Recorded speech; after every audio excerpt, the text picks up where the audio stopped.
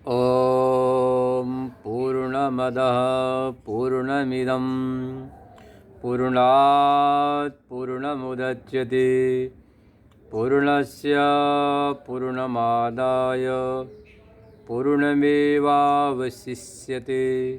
ॐ शान्ति शान्ति शान्तिः। शङ्करं शङ्कराचार्यं केशवं बादरायणं सूत्रभाष्य कृतौ वन्दे भगवन्तौ पुनः पुनः। ईश्वरो गुरुरात्मेति मूर्तिभेदविभागिने व्योमवद्व्याप्तदेहाय दक्षिणामूर्तये नमः। ओम शांति शांति शांति। पतित पावनी कलुष भंगनी मां गंगा के तट पर समर्थित विद्यालोक न्यास हरद्वास आप गीता स्वाध्याय श्रवण कर रहे हैं। आइए आज द्वितीय अध्याय के 19वें श्लोक पर विचार करते हैं। पहले उच्चारण। य एनं वेत्ति हन्तारं यश्चैनं मन्यते हतम् उभौ तौ न बीजानीतो नायं हन्ति न हन्यते। भगवान यहाँ बता रहे कि जो आत्मा है कभी न मरती है, न आत्मा कभी किसी को मारती है। हनन क्रिया का कर्तृत्व भी आत्मा में नहीं है और हनन क्रिया का कर्म भी नहीं है। मतलब हनन क्रिया का न आत्मा करता है न हनन क्रिया का कर्म है। इसके पहले भगवान ने यह बता दिया था कि शरीर अंतवान है, विनाशी है, अनित्य है, क्षणिक है और आत्मा नित्य है, शुद्ध बुद्ध मुक्त है। अंतवंती में देहा नित्य सुक्ता शरीणः। भगवान का अर्जुन तो युद्ध नहीं भी करेगा तो किसी का शरीर रहने वाला नहीं। इस शरीर का मतलब होता है जीर्यते स्त्रियते ती शरीर। ये तो जीर्ण शीर्ण होना ही है। हम लोग जहाँ पर बैठे हैं इसका नाम मर्त लोक है।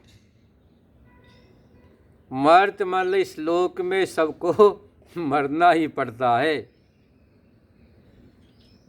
आप चाहो न चाहो जो जन्मा है सो जरूर मरेगा। तो अंत इमे देहा भगवान ने 18वें श्लोक में बताया था। इमे इस सामने जो तुम्हारे दिखाई दे रहे भीष्म, द्रोण, कर्ण, कृपाचार्य, चचेरे, ममेरे, भ्राता, जिनमें तुम्हारी बहुत अधिक ममता है, आसक्ति है, लगाव है, अंत एक दिन इनका अंत होना ही है। और जो आत्मा है वह नित्य है, अनाशिना है। तो विशेषण लगाया था, नित्य है और अनाशिना भी कहा था। नित्य अनाशिना का तात्पर्य है कि जो दो प्रकार से नाश होता है, स्वरूपतः नाश होता है और संबंधतः नाश होता है।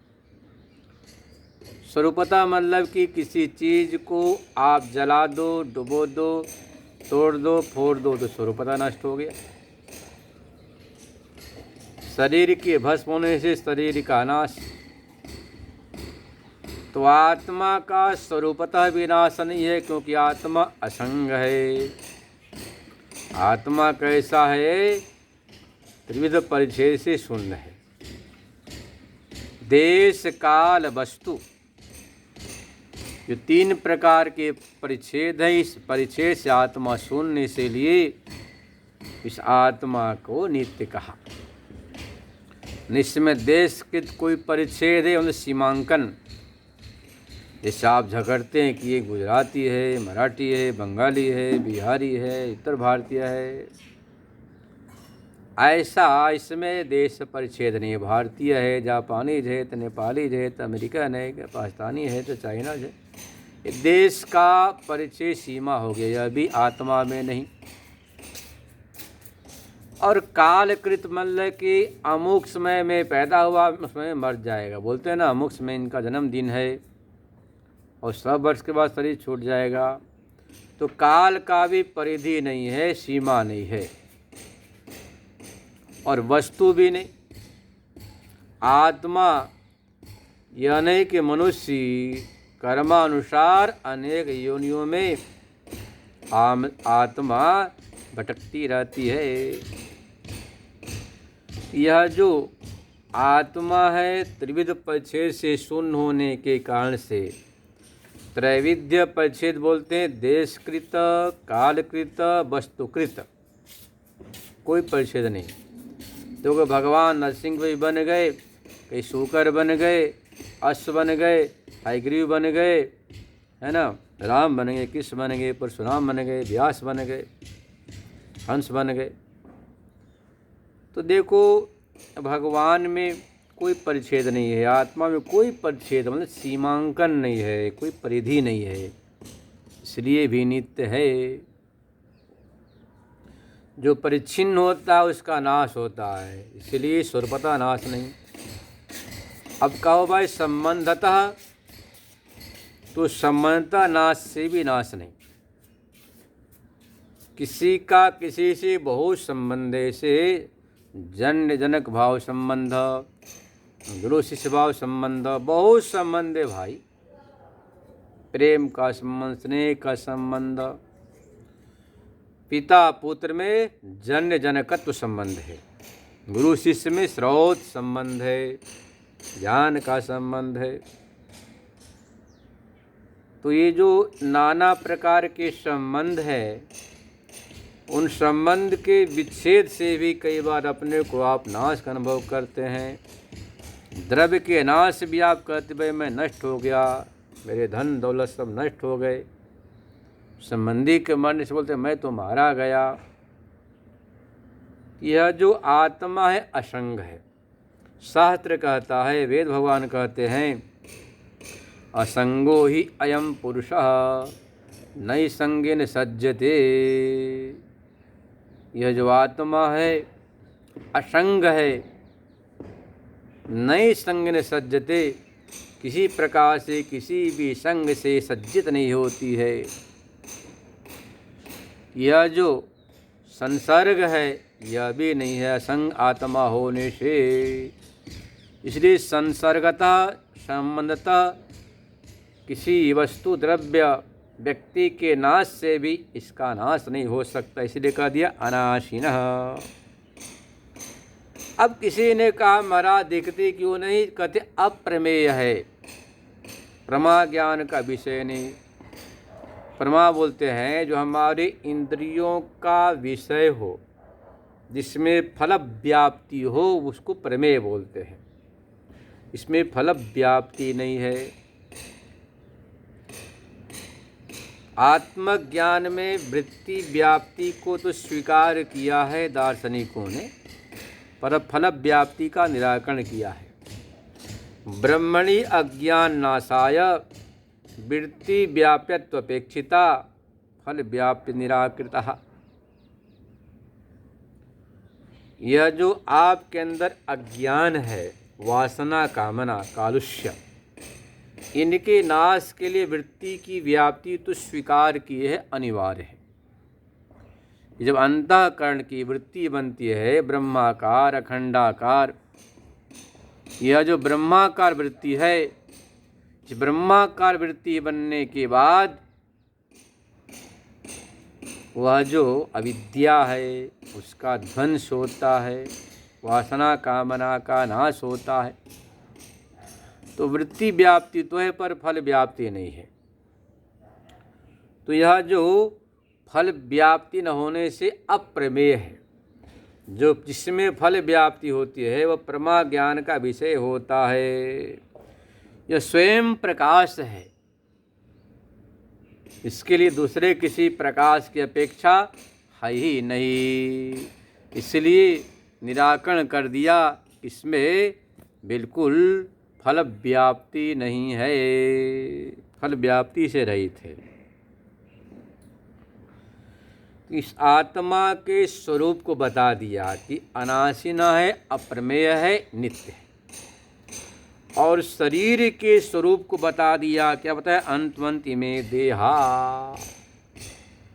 देखो, दीहा उपचय धातु से दे शब्द बनता है, तो दीहा उपचय से दे शब्द बना, इसका अर्थ हुआ जो शरीर है आपका, यह आपका कैसा है? अंतवान। उपचय मतलब बढ़ता है, जो बढ़ेगा सो घटेगा। ये शरीर आपका अंतवान है, विनाशी है। ऐसा निश्चय होने के बाद अब भगवान यहाँ पर अर्जुन को और बता रहे हैं कि शोक मोहादि संसार का निवृत्त्यर्थम गीता शास्त्रम। जो गीता शास्त्र है और शोक मोह आदि जो है, इस संसार के कारण जो अविद्या है उसको निवृत्ति के लिए है, हटाने के लिए है। न प्रवर्तकम, आचार्य कहते हैं शास्त्रम ज्ञापकम न तो प्रवर्तकम। शास्त्र ज्ञापक होता है, निवर्तक नहीं होता है, प्रवर्तक नहीं होता है। जैसे मान लीजिए आपको बतला दिया कि प्रातः कल ब्रह्म मुहूर्त में उठ जाना चाहिए, स्नान करके संध्योपासन करना चाहिए, वेदाध्ययन करना चाहिए, स्वाध्याय करना चाहिए, यह आपको ज्ञापक मतलब बता दिया गया। अब यह नहीं क्या गले को पकड़ के कहेगा बिल्कुल करो तुम और ऐसा ना करो। तो शास्त्र ज्ञात का ज्ञापक है, अज्ञात का कारक नहीं है, प्रवर्तक नहीं है। इसी बात को यहाँ बता रहे हैं भगवान कि देखो भाई, ये जो तुम सामने देख रहे हो खड़े हैं, तुम्हारे दादा पितामह भीष्म द्रोण कर्ण चचेरे ममेरे, जिनसे तुम्हारी ममता, ठीक है दुर्योधनादि से तुम्हारी ममता नहीं है, द्वेष है, पर ये सभी का शरीर कैसा है? विनाशी है, अंतवान है। युद्ध नहीं करोगे तो भी कालो ही जगत भक्षकः, काल से पूरा संसार कबलित हो जाता है, काल सबको निगल जाता है। तो काल का ग्रास पूरा संसार है, इसलिए भी तुम्हें शरीर को लेकर दुख शोक नहीं करना चाहिए। बात रही आत्मा की, तो आत्मा तो नित्य है, अनाशी प्रमेय है, इसलिए भी तुम्हें युद्ध करना चाहिए। तुम क्षत्रिय हो, तुम्हारा कर्तव्य युद्ध करना।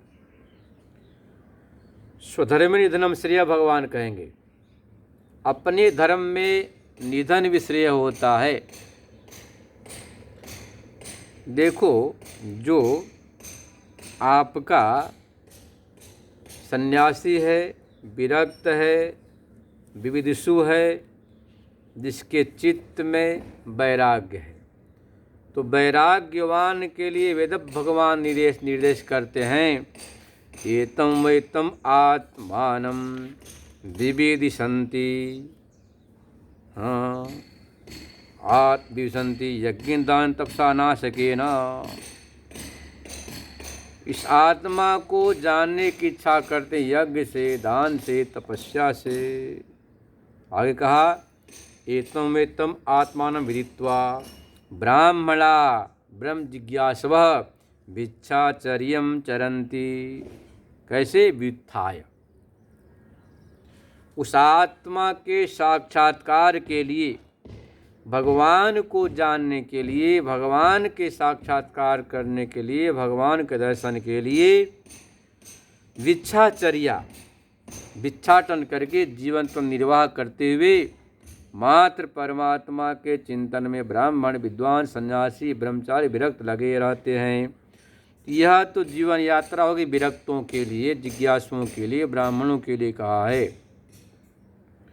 परंतु अर्जुन क्षत्रिय है, युवा है, तो उसके लिए तो शरीर यात्रा के लिए क्या युद्ध है, शारीरिक के लिए, शरीर यात्रा के लिए, क्षत्रिय के लिए पराक्रमी है, शूरवीर है, इसलिए युद्ध कर्तव्य है। तो भगवान ने कहा अर्जुन तो क्षत्रिय है, युवक है, तेरे रग रग में, तेरे नस नस में, रक्त में पराक्रम है, शौर्य है, तेज है, इसलिए तुम्हें युद्ध करना चाहिए।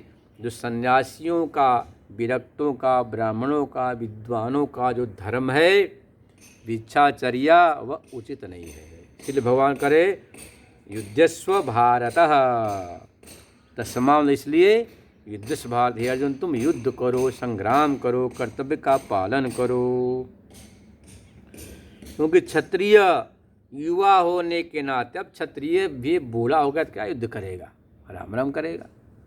लेकिन क्षत्रिय है, युवा है, इसलिए तुम युद्ध करना तुम्हारा कर्तव्य है। युद्ध नहीं करोगे तो और अनैतिकता, अराजकता, अधर्म को बढ़ावा मिलेगा, इसलिए तुम्हारा कर्तव्य है युद्ध करना। अन्याय के प्रति शस्त्र उठाना तुम्हारा धर्म है।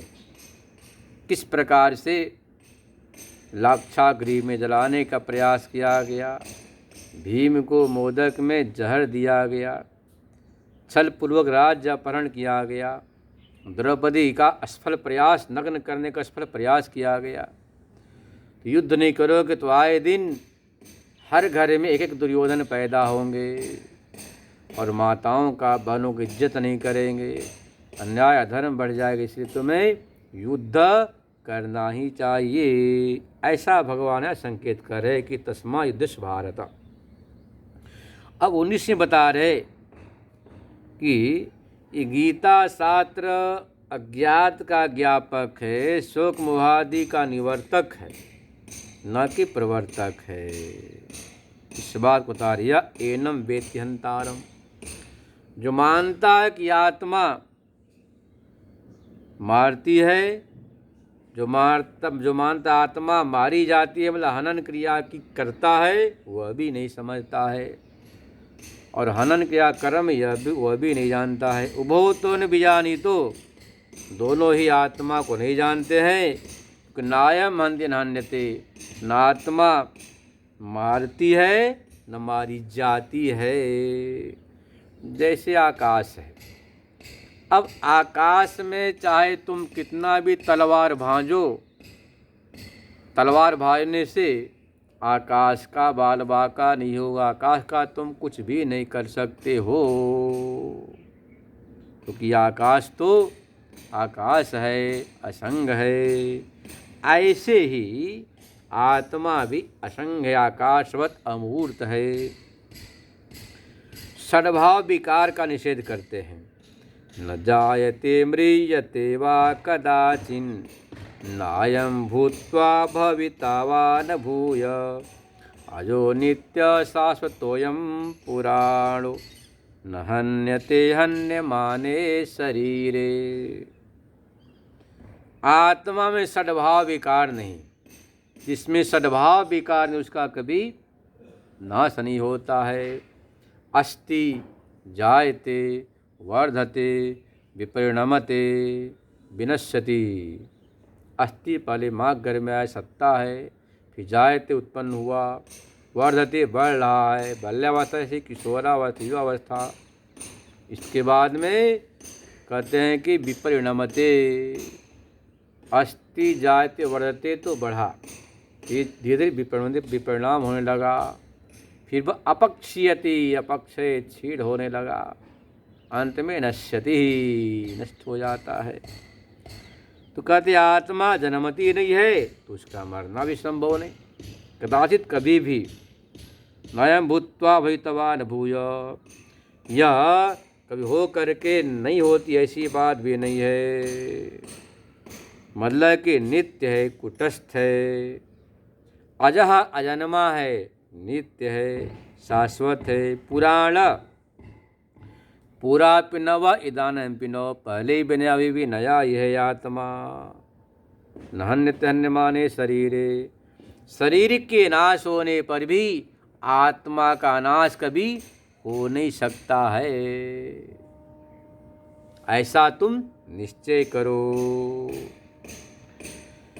यह जब निश्चय हो गया कि आत्मा सद्भाव विकार राहित्य है, सद्भाव विकार नहीं है, अजन्मा है, नित्य है, शाश्वत है, पुराण मतलब पूरा पिनव इदान पिनो, इसलिए न कहते हैं कि हमारा 18 पुराण है।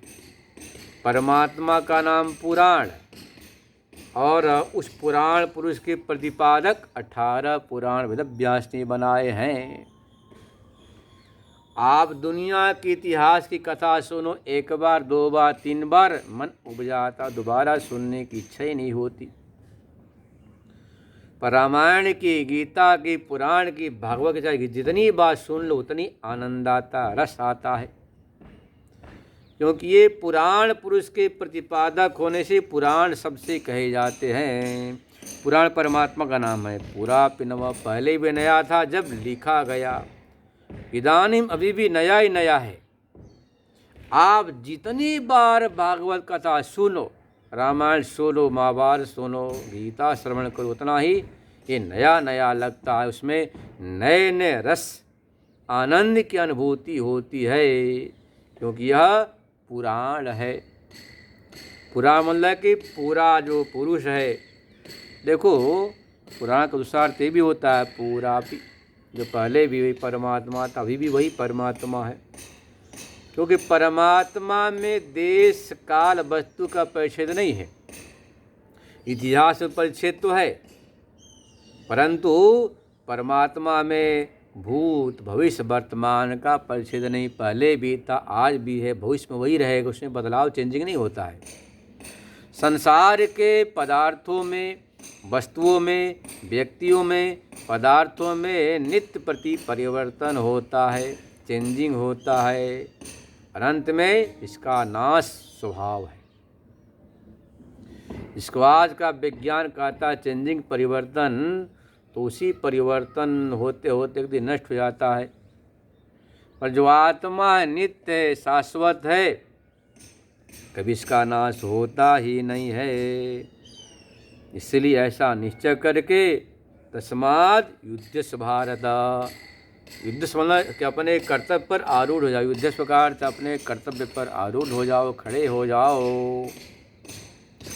जिसने आत्मा के नित्यत्व को निश्चय कर लिया, अब भाई संसार में चाहे कहीं भी रहे, कैसे भी रहे, किसी परिस्थिति में रहे, उसे बेचैनी नहीं होती है, विक्षेप नहीं होता, टेंशन नहीं होता। क्योंकि परमात्मा में त्रिविध परिच्छेद नहीं है, देश का, काल का, वस्तु का परिच्छेद नहीं। वह प्रत्येक क्षण क्षण है, प्रत्येक जन जन में है, कण कण में है। वही परमात्मा अमेरिका भी है, वही यहाँ भी है। ऐसा नहीं कि यहाँ अलग वहाँ अलग। तो देश का परिच्छेद नहीं, काल का नहीं, वस्तु का नहीं। ऐसा निश्चय होने के बाद साधक जहाँ होता वहाँ पर उसी समय अपने स्वरूप में प्रतिष्ठित हो जाता है। उस शुभ मुहूर्त, शुभ देश, काल की प्रतीक्षा नहीं करता है। एक आपने कथा सुनी होगी, एक वाराणसी में बहुत अच्छे भगत थे। 12 वर्ष तक भगवान शंकर का खूब अभिषेक किया, वंदन अर्चन किया, और भगवान का साक्षात्कार नहीं हुआ। एक दिन रात को आत्मग्लानि हुई कि 12 वर्ष बीत गए, अभी तक भगवान का दर्शन नहीं हुआ। लगता है शरीर से अब दर्शन नहीं होना है, चलो शरीर को गंगा जी में प्रवाहित कर दे, समाधि ले लेते हैं। विचार करते करते ठीक रात के 12 बजे बाबा जी अपना मोटरी गठरी बांधे और चल पड़े गंगा जी में, चलवा समाधि ले लेते हैं। जैसे ही आगे बढ़े, वहाँ गलियाँ बहुत सकरी हैं, तो क्या देख रहे, आगे कोढ़ी कुष्ठ रोगी पड़ा रहा, करा रहा। इन्हें देखा तो वह नमस्कार किया, संत भगवान ओम नमो नारायणाय। हम संतों क्या बोलते हैं? ओम नमो नारायणाय बोलते हैं। भाई नारायण का तो जो अमूर्त दर्शन नहीं हुआ, पर हमारे लिए आप ही साक्षात नारायण स्वरूप हैं, क्योंकि आपने जीवन भर उस परमात्मा का चिंतन किया, नारायण का, इसलिए आप भी नारायण स्वरूप ही है। नारायण शब्द का अर्थ होता है व्यापक ब्रह्म। पुराण में नारायण का अर्थ चतुर्भुजधारी होता ही है, पर वैदिक अर्थ है नारायण का व्यापक ब्रह्म। नरा जीवा चिदाभासा तेषाम अयनम नारायणम। जीव, नर का अर्थ जीव चिदाभास, उसके अयन को, अधिष्ठान को बोलते हैं नारायण। अधिष्ठान चेतन नारायण का अर्थ होता है। इसलिए हम जब देखते सन्यासी को, ब्रह्मात्मा को, तो क्या बोलते? ओम नमो नारायणाय बोलते हैं ना। ओम नमो नारायणाय किया, महात्मा जी ने कहा कि नारायण स्मरण करो। उसने कहा महाराज मैंने सुना है संत भगवान की प्रतिमूर्ति होते हैं, तो आप आशीर्वाद दीजिए, मैं कुष्ठ से बहुत पीड़ित हूँ। बाबा जी ने कहा देख भाई, मेरा शिवा से तेरा कुछ होना जाना नहीं है। बोले क्यों? 12 वर्ष तक भजन किया, मुझे ही विश्वनाथ बाबा ने दर्शन नहीं दिया, तो तेरा क्या कल्याण होगा मेरे विश्वास से? तेरा कल्याण मेरा शिवा से होना जाना नहीं। बोला नहीं, एक बार भगवान से प्रार्थना कर दो, आपकी प्रार्थना बहुत ताकत है, जरूर हमारी बीमारी दूर हो जाएगी। बाबा जी ने कहा एक बार नहीं 100 बार कर दूं तो भी कुछ होने वाला नहीं है। अच्छी बात आप बताइए कहाँ जा रहे हैं? बाबा जी ने कहा देख मैं तो जा रहा हूँ आज जल समाधि लेने। उस कुष्ठ रोगी ने कहा कि अच्छी बात महाराज जी, आप जा रहे जल समाधि लेने, एक बार प्रार्थना कर दो, जब शायद भगवान सुन ले। संत भगवान का अच्छी बात, बहुत जिद करता है तो प्रार्थना कर देता हूँ। हाथ जोड़कर बड़े भाव से प्रार्थना किया, प्रभु यह जो कुष्ठ रोगी बहुत दुखी है, आप कृपा करके इसे स्वस्थ बना दे, ये मेरी आखिरी प्रार्थना है। बड़े भाव से पुकारा, तन्मयता से। तत्काल वहाँ भगवान शंकर अवतरित हो गए। त्रिपुरो शंकर भगवान की। संत भगवान ने कहा आपको मन इतना पवित्र मंदिर में आवाहन किया, पुकारा, दर्शन नहीं दिया, और यहाँ ऐसे चारों तरफ गंदगी है, कुष्ठ रोगी। यहाँ भगवान ने कहा बताओ मैं कहाँ नहीं हूँ, मैं तो सर्वत्र हूँ। आज तुमने तन्मयता से पुकारा, भाव से पुकारा, 100% तुम्हारा भाव, इसीलिए मुझे आना ही पड़ा। तो भगवान को देखो भाई, भाव के भूखे, भाव से कहीं पुकार, भगवान वहीं प्रकट हो जाते हैं। इसी बात को वेदांत कहता है कि वह जो ब्रह्म है विविध परिच्छेद से रहित, देश काल और वस्तुकृत परिच्छेद से शून्य है, सर्वत्र है। इसीलिए आप कहीं पुकारो तत्काल उसका दर्शन हो ही जाता है, बशर्ते हम भाव से उसे पुकारे। यदि आप परमात्मा को भाव से पुकारते हैं तो परमात्मा जहाँ पर होगा, जैसे होगा वहाँ पर वैसे ही वह दर्शन जरूर देगा। तो यदि हम अपने जीवन में परमात्मा को अपना लें तो सारे समस्याओं का समाधान। अब जिस आनंद को ढूंढ ले वह आनंद आपके हृदय में है, पास है, दूर नहीं। भगवान स्वयं कहते हैं अर्जुन ईश्वरा सर्वभूतानां हृदय से अर्जुन तिष्ठति। है तो कण कण में, हृदय देश में अभिव्यक्ति होने कारण से हृदय से शब्द का प्रयोग किया गया है। हृदय देश में वह मौजूद है, तिष्ठति। जैसे आप हृदय से, भाव से उस परमात्मा को पुकारते हैं, तत्काल वह जो परमात्मा है, जो आपके अंदर है, बाहर अभिव्यक्त हो जाता है।